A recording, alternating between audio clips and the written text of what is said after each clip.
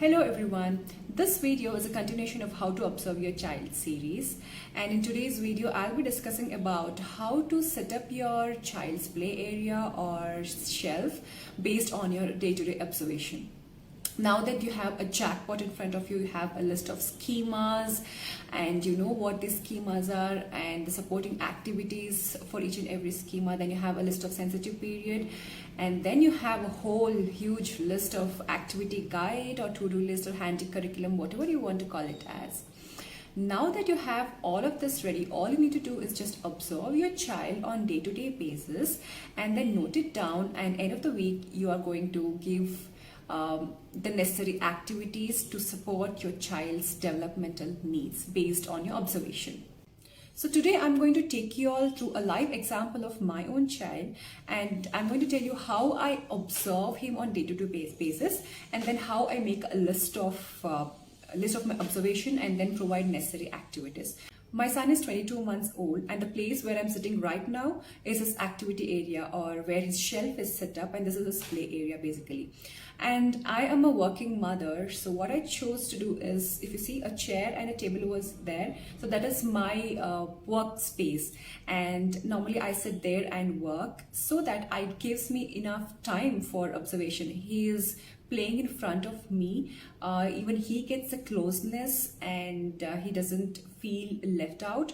He'll be playing around in this play area, and I get enough time and chance to observe his activities or play. So normally it is recommended to set up a play area or shelf where at least one of the family member is present most of the time. It might be anywhere, where there is good enough space. So this is a place I chose so that he is there in front of me for constant observation, and it helps us. And point number 2 is, since I will be working in front of laptop most of the time, I note down my observation in laptop itself. So I do not keep much of, I do have a book and a pen separately, but I prefer to note it down in my laptop itself. That is one thing. Or else, worst case, if I'm not in front of my laptop, or if it is a weekend, or if I'm outside, then I note it down in my mobile phone. And then I have a separate Excel sheet for that. I just drop in my observation inside that Excel sheet. Or if you are fine with keeping a book and a pen, that's well and good. You can note down the observation in the book itself. The first thing that I observe in general is, in what schema is my child into? Okay, so now that he's 22 months old, I observe his activities for about 3 to 5 days, and I have seen him taking the objects from one place to other a lot. So that means he's into transportation schema. For example, he tries to get some things from the dining room and then he brings it here, maybe a glass or a tray. He moves around things. He likes to move around things. So that tells me that he is into transportation schema. Okay, and what are the activities that I do? Obviously, so once I saw that he's into transportation schema, I started to keep more trays in his shelf, so that he is ready to pick up the activities in tray, and he is well enough developed in terms of gross motor skills as well. Apart from that, so whenever we do a prayers or whenever I'm cooking, he fetches chair and stool from wherever it is, and he brings that. So that also fulfills transportation schema. And there are a lot of practical skills, for example, laundry, moving the clothes from one place to another, from washing machine to drying area, and then helps in setting up a table by moving the plates from dining area to kitchen to washing area. So a lot of other things, like more of the practical areas are in terms of movement and supporting the transportation schema. So that is done. Next, I found him, putting things into the keyhole, or trying to, what do I say? Trying to connect two things. So I know that he is into connecting schema. So there are certain activities here which I'll show later, which is like supporting the connecting schema, like stackers and building blocks. Next, he he's into a lot of rotational schema from quite some time, from very long time.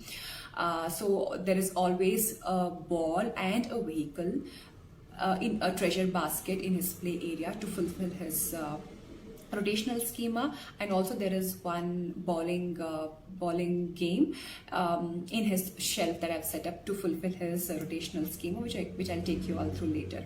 Next, he is into trajectory schema from quite some time. He's been throwing things, so obviously there is a ball kept in his basket to fulfill that, and sometimes there is a bubble wraps. He tries to throw that and sees the difference, how the bubble wraps lands slowly, and how the ball is moving a bit faster as compared to bubble wrap, and all that to support trajectory schema. And then there is a basket always to fulfill his containment or enclosing schema. So these are the 5 schemas that I observe in him, and there is always a necessary activities in his shelf and play area to satisfy these schema. So we are done with schema.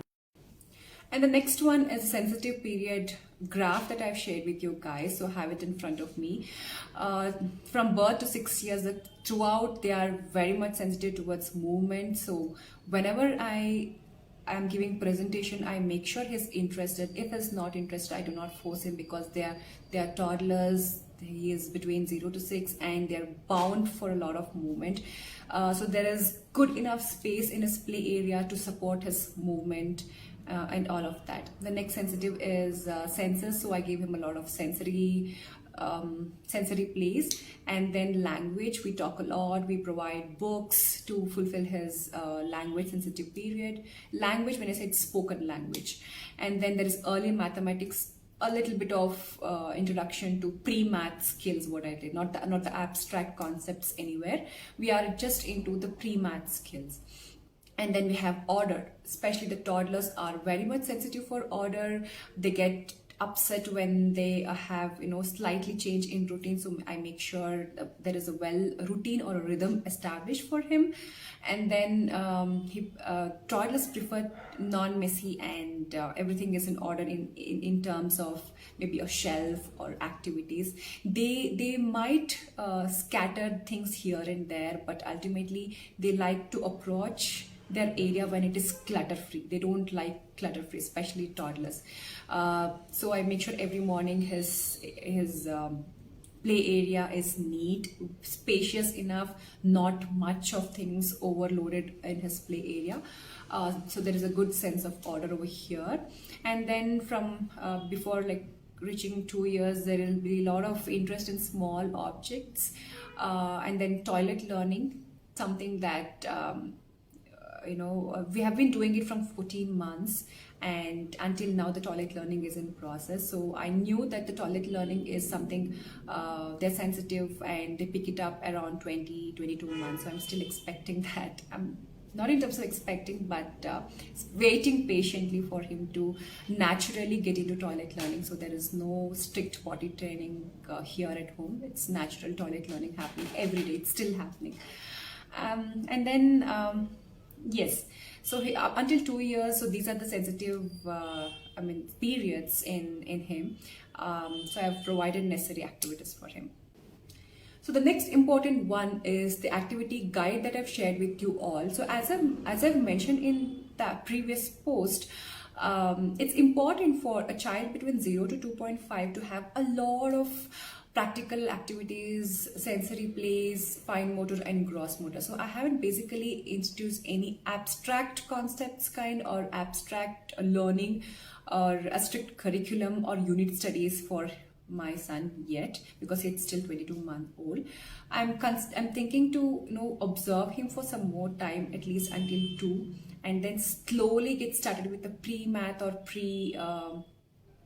pre-abstract kind of activities after he turns 2. I don't know, depending on his development. So until then, the core focus is only on these 4 areas. So you will see a lot of such kind of activities in my shelf and in the play area. The checklist, the previous post that I shared on the activity guide. So I've kept it right in front of me, and I've opened the checklist from the link in bio. It's there in link in my bio.